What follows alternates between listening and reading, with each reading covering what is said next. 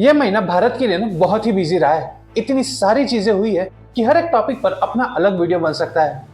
लेकिन हम यहाँ सिर्फ 6 बड़ी चीजों की बात करेंगे और वो भी सिर्फ 2-2 मिनट में। तो वो 6 चीजें हैं। First, rise of private firms in defence.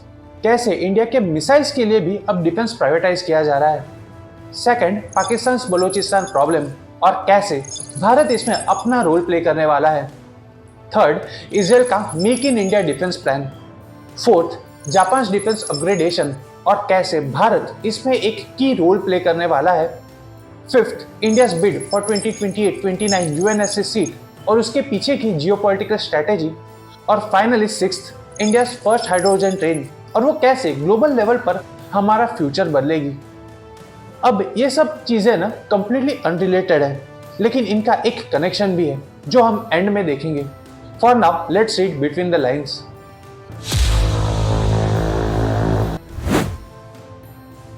कुछ टाइम से ना भारत के डिफेंस प्रोडक्शन में प्राइवेट प्लेयर शामिल हो गए हैं, लेकिन अब एज वी रिसेंटली सॉ कि अब हम बड़े पैमाने पर मिसाइल्स भी एक्सपोर्ट कर रहे हैं, तो अब हमें उन्हें भी तेजी से डिलीवर करना पड़ेगा।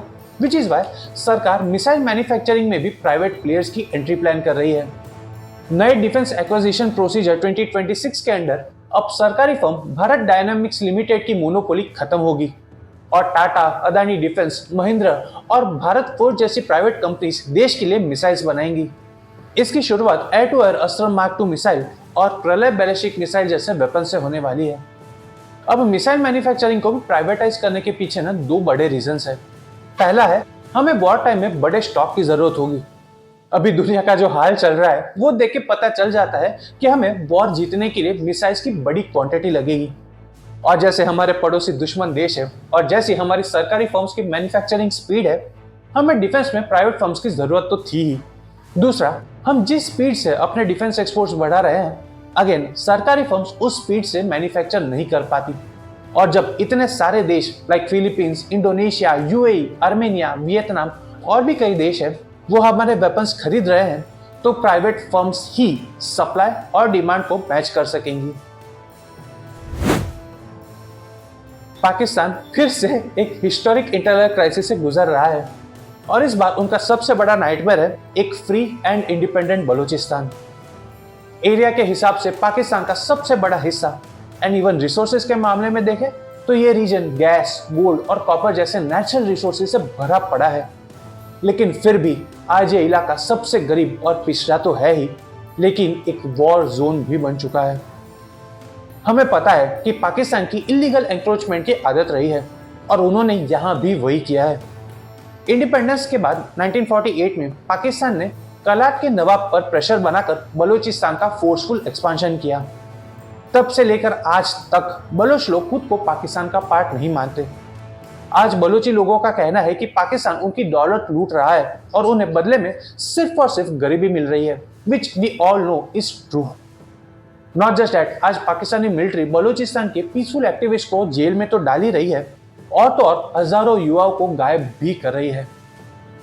But on the bright side, वहां के रेबल ग्रुप्स ने पाकिस्तानी मिलिट्री को फाइट बैक देते हुए आज अराउंड 85% जमीन अपने कंट्रोल में ले ली है और रिपब्लिक ऑफ बलूचिस्तान की घोषणा करके पाकिस्तान को इंटरनेशनल लेवल पे एम्पैरस भी किया है।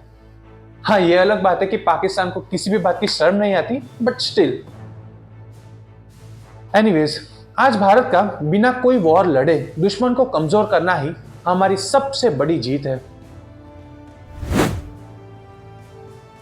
मेरे पिछले वीडियो में हमने देखा कि कैसे इंडिया और इजराइल मिलकर डिफेंस इक्विपमेंट्स बना रहे हैं, लेकिन इसमें अब एक बड़ी न्यूज भी सामने आ रही है कि अब इजराइल की सबसे बड़ी डिफेंस कंपनी राफेल आयरन डोम की तामीर इंटरसेप्टर मिसाइल्स को हमारे यहाँ भारत में मैन्युफैक्चर करने वाली है। जस्ट थिंक अबाउट इट, जो आयरन डोम पूरे इजराइल को दुश्मन के रॉकेट्स और ड्रोन से बचाती है, उसकी मेन मिसाइल भारत में बनने वाली है। पर द क्वेश्चन इज कि आखिर इजराइल ऐसा कर क्यों रहा है? इसके पीछे ना 3 बड़े कारण हैं। पहला, मिडल ईस्ट क्राइसिस में मिसाइल्स की डिमांड कई गुना बढ़ गई है। ऐसे टाइम में अपनी मिसाइल्स कम ना पड़े, इसीलिए एक स्ट्रॉन्ग बैकअप चाहिए और वो बैकअप है भारत। दूसरा, हमारे यहाँ बनी मिसाइल्स बाकी के देशों को भी एक्सपोर्ट की जाएगी। इससे वो देश भी ये मिसाइल्स खरीद पाएंगे जो for some reason directly Israel से नहीं खरीद सकते। और तीसरा, भारत का स्किल्ड वर्कफोर्स इस बेहद महंगी मिसाइल के प्रोडक्शन को काफी कॉस्ट एफिशिएंट बना देगा। एनसी, इन सारी चीजों का ना इंपॉर्टेंस देखिए, ये कोई एक नॉर्मल वेपन्स डील नहीं है। इजराइल अब भारत को एक बायर नहीं बल्कि अपना इंडस्ट्रियल पार्टनर बना रहा है। भारत की टॉप कंपनीज जैसे बीडीएल और बीईएल के मिलकर लोकल प्रोडक्शन लाइन शुरू करने की बात अब लास्ट फेज में है। यह डील हमारे मेक इन इंडिया प्रोग्राम को एक नए लेवल पे लेके जाएगी। भारत यूएस के बाद ऐसा तीसरा देश बन जाएगा जो इस सबसे सक्सेसफुल डिफेंस मिसाइल को बनाएगा। And this just proves India's growing global power. दोनों की वर्ल्ड वॉर 2 के बाद जापान को अपनी मिलिट्री को सिर्फ और सिर्फ सेल्फ डिफेंस तक ही लिमिट करके रखना पड़ा था, लेकिन अब आफ्टर डेकेड्स जापान अपनी डिफेंस पॉलिसी में अब तक का सबसे बड़ा चेंज ला रहा है। और इसका रीजन हमारे म्यूचुअल एनिमी की बढ़ती हुई मिलिट्री स्ट्रेंथ और ताइवान को लेकर बढ़ती हुई जो टेंशंस हैं। And not just that, north Korea के कंटिन्यूअस मिसाइल टेस्ट की वजह से भी जापान की डिफेंस सिक्योरिटी सीधे खतरे में पड़ जाती है। रशिया यूक्रेन क्राइसिस ने भी जापान को यह सोचने पर मजबूर कर दिया है कि ग्लोबल रूल्स कभी भी बदल सकते हैं।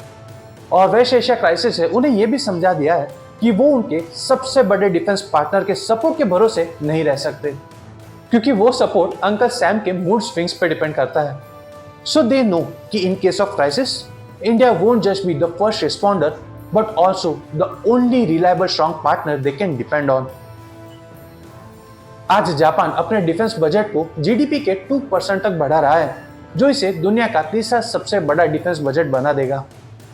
नॉट जस्ट दैट, जापान पहली बार ऐसे मिसाइल्स खरीद और बना रहा है जो दुश्मन देश में घुसकर हमला कर सकती है।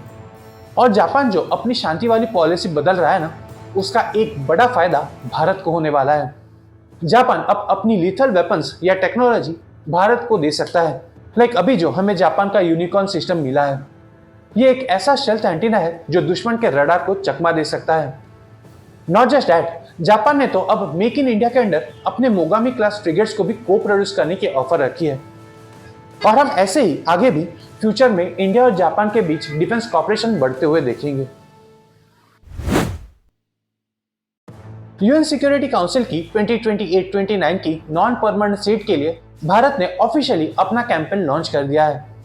नाउ दिस में नॉट साउंड समथिंग न्यू, क्योंकि भारत तो पहले भी यूएनएससी का मेंबर रह चुका है, बट दिस टाइम ये काफी हाई स्टेक्स लड़ाई है। आज हम दुनिया की टॉप इकोनॉमीज में से एक होते हुए भी भारत सिर्फ एक नॉर्मल मेंबर की तरह नहीं बल्कि ग्लोबल साउथ का एक स्ट्रॉन्ग वॉइस बनकर इस रेस में उतर रहा है। कोविड के टाइम वैक्सीन डिप्लोमेसी हो या फिर ग्लोबल क्राइसिस के बीच दुनिया को संभालना, भारत ने यह साबित कर दिया है कि हमारे बगैर दुनिया का कोई भी बड़ा फैसला अधूरा है। विच इज वाई इस बार का कैंपेन सिर्फ एक सीट के लिए नहीं बल्कि वीटो पावर और परमानेंट रिफॉर्म्स के लिए एक लड़ाई है। बट द प्रॉब्लम इज ना कि ये इतना इजी नहीं है। यूएनएससी में जाने के लिए यूनाइटेड नेशंस के 2/3 मेंबर्स का सपोर्ट चाहिए। इसीलिए हमारी diplomatic teams day and night इसमें जुट गई है ताकि दुनिया के कोने कोने से भारत के सपोर्ट में वोट्स आ सके। इंडियन रेलवेज का एक नया चैप्टर शुरू हो गया है। 100% इलेक्ट्रिफिकेशन के बाद अब अगला चैलेंज है हाइड्रोजन ट्रेन्स। ये सिर्फ एक ट्रेन नहीं है, ये इंडियन ट्रांसपोर्टेशन हिस्ट्री का एक ऐतिहासिक मूवमेंट है। हाइड्रोजन फ्यूल सेल से चलने की वजह से अब पॉल्यूशन का धुआं नहीं होगा और सिर्फ पानी और भाप निकलेगी। अभी भी आज जहां पूरी दुनिया के ज्यादातर देश डीजल, पेट्रोल या इलेक्ट्रिसिटी पर निर्भर है, वही भारत ने दुनिया को क्लीन और सस्टेनेबल एनर्जी का ऑल्टरनेटिव दिखाने का डिसाइड कर लिया है।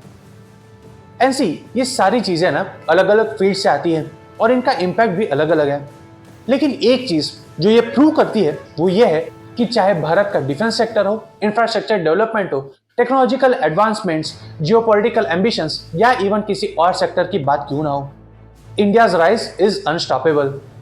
और सबसे इंपॉर्टेंट बात यह है कि ये अलग अलग अचीवमेंट्स नहीं, ये एक पूरा इकोसिस्टम है जो एक साथ इवॉल्व हो रहा है।